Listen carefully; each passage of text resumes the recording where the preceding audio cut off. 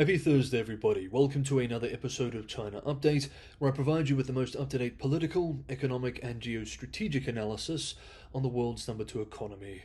My name is Tony. Let's jump in. Today and for the next few days, I will be filming here at a hotel in Sydney, Australia. I'm in Sydney on business. There is also a subscriber meetup for China Update subscribers based in Sydney this weekend.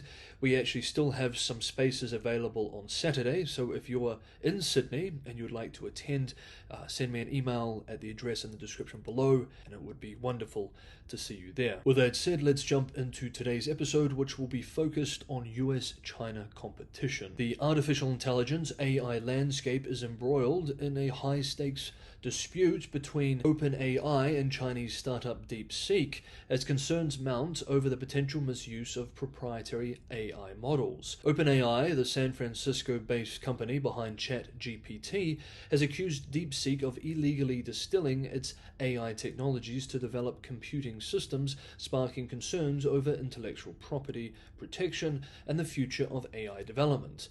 OpenAI alleges that DeepSeek engaged in a process known as distillation, wherein a smaller AI model is trained using outputs generated by a more advanced system. While this technique is widely used in the AI industry, OpenAI's terms of service explicitly prohibit the use of its outputs to develop rival technologies. Liz Borges, an OpenAI spokesperson, confirmed that the company is investigating evidence suggesting that DeepSeek leveraged its AI-generated data inappropriately, expressing, quote, "We know that groups in the PRC, People's Republic of China, are actively working to use methods, including what's known as distillation, to replicate advanced US AI models," end quote, adding that OpenAI is taking, quote, "aggressive, proactive countermeasures to protect our technology," end quote.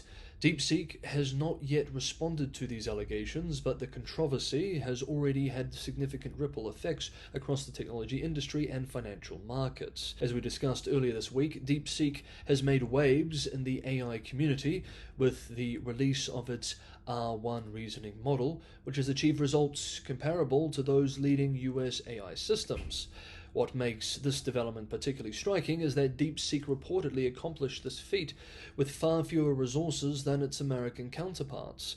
While companies like OpenAI and Google invest billions of dollars into developing cutting-edge AI models, DeepSeek claims to have built its system using just 2,048 NVIDIA H800 graphics cards at the cost of only $5.6 million. Of course, many, both in technology and finance, have pushed back, saying that this claim is frankly risible. The startup's success has rattled Silicon Valley, contributing to a 17% drop in NVIDIA's stock, wiping $589 billion US from its market value before shares rebounded. Investors are now questioning whether the substantial capital investments made by US firms in AI hardware are necessary when a Chinese startup can achieve similar results at a fraction of the cost. The OpenAI DeepSeek dispute underscores a broader challenge in AI development: how to enforce intellectual property rights in an industry that thrives on open source collaboration. Many AI firms, including DeepSeek, rely on open source code and publicly available data to build their models. However, the fine line between legal and illegal use of proprietary data remains a contentious one. Then, of course, there is the geopolitical element. This is ultimately a competition between the US-led West and China, in which things like intellectual property rights are hardly going to get in the way when it comes to trying to pursue dominance on either side. Adding to the complexity, OpenAI itself is facing multiple lawsuits accusing it of copyright infringement. The New York Times has sued OpenAI and its partner Microsoft, alleging that millions of its articles were used without permission to train ChatGPT. Similarly, OpenAI has been accused of transcribing vast amounts of YouTube audio to bolster its AI capabilities, potentially violating YouTube's terms of service. As AI continues to evolve, legal battles over data usage and model training are likely to intensify. OpenAI has called for greater collaboration with the US government to safeguard its models from competitors and potential adversaries. Meanwhile, DeepSeek's rapid ascent raises questions about the sustainability of AI's current development model and the necessity of multi-billion-dollar investments in AI infrastructure. This clash between OpenAI and DeepSeek is not just about corporate rivalry. It is a pivotal moment in the AI industry that could shape the future of innovation, regulation, and technological leadership on the world stage. Meanwhile, on the theme of US-China technology competition generally, and OpenAI DeepSeek specifically, on yesterday, President Donald Trump's Commerce Secretary nominee, Howard Lutnick, made clear in his Senate confirmation hearing that his priority would be preventing China from leveraging American technology to compete with the United States. Specifically targeting semiconductor chips made by NVIDIA, Lutnick vowed to implement, quote, across-the-board tariffs, end quote, to exert pressure on Beijing and other nations. Speaking before the US Senate Committee on Commerce, Science and Transportation, Lutnick responded to concerns about the rapid advancement of Chinese AI firm DeepSeek, saying he did not believe its success was entirely legitimate. Quote, that's nonsense. They stole things. They broke in. They've taken our IP. And it's got to end. End quote, he stated, emphasizing the need to safeguard American AI firms' competitive edge. Lutnick stressed that his approach to commerce with China would be guided by, quote, reciprocity, end quote, advocating stricter controls on chip exports and restrictions on open-source AI models like Meta's Llama. He criticized the accessibility of US-made AI models on Chinese servers and warned that America must prevent China from using its technology to gain an unfair advantage, expressing, quote, if they are going to compete with us, let them compete, but stop using our tools to compete with us, end quote. As Lutnick prepares for his likely confirmation, his policies signal a more aggressive US trade posture, particularly regarding AI and semiconductor exports to China. With tensions already high, his tenure could mark a significant shift in US economic and technological competition with China. Now, if you're getting some value from today's episode of China Update, I have a big favor to ask. That is just to hit that like button. And if you have not done so already and you think you'd watch another one of these episodes, subscribing is also a tremendous help. Patreon and Buy Me a Coffee links are also in the description for those who want to help keep China Update financially sustainable. Thank you so much, everybody, for the ongoing support. Let's continue. Yesterday saw the publication in Foreign Affairs of an article by Eric Freeman, a Hoover Fellow at Stanford University, and Hugo Bromley, Fellow at the Center for Geopolitics at the University of Cambridge, called The Case for Avalanche Decoupling from China. Planning for dramatic US action in a crisis will make one less likely.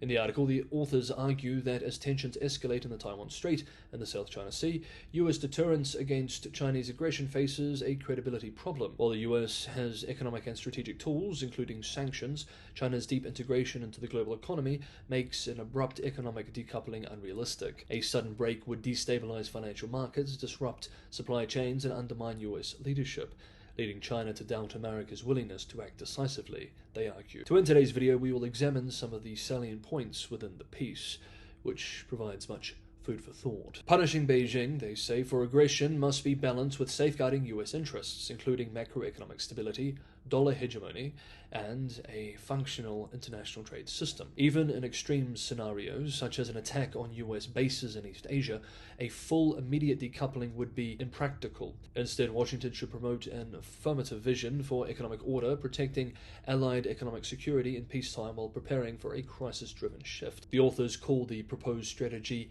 Avalanche Decoupling. If China crossed a red line, the US and allies would manage the financial fallout, rapidly reshore critical supply chains, and progressively detach non-critical ones. A new Economic Security Cooperation Board would guide the process, ensuring a market-driven, rules-based approach. Membership would be open to all except rogue states like Iran, North Korea, and Russia. This plan would stabilize markets while restructuring global trade at China's expense, the authors argue. Decoupling would hurt China more than the US, they say, but it would still cause severe economic pain domestically within the US, especially for small businesses. A sudden halt to trade would disrupt supply chains, spark inflation, and force difficult policy choices between controlling inflation or preserving employment. Key allies, including Japan and Europe, would also suffer severe economic blows, making full cooperation uncertain. Even neutral countries might resist US efforts, prioritizing their economic interests over sanctions enforcement. China is resilient, they say, with capital controls, large foreign exchange reserves, and strategic stockpiles. It could sustain itself through rationing and alternative trade routes. To be effective, US deterrence must convince Xi Jinping that economic costs will be devastating and durable without undermining America's own stability. Rather than threatening economic collapse, Washington should promote a stable US-led trade system. The US and key allies control 40% of global demand, making them more attractive partners than China. A structured, phased decoupling strategy with incentives for neutral states would gradually shift economic power away from Beijing. If implemented, the authors argue, Avalanche Decoupling could transform global trade, weaken China's economic leverage, and deter future aggression while preserving international stability. Okay, that is today's episode of China Update. Thank you so much everybody for watching. Have a good Thursday, and I will see you all tomorrow.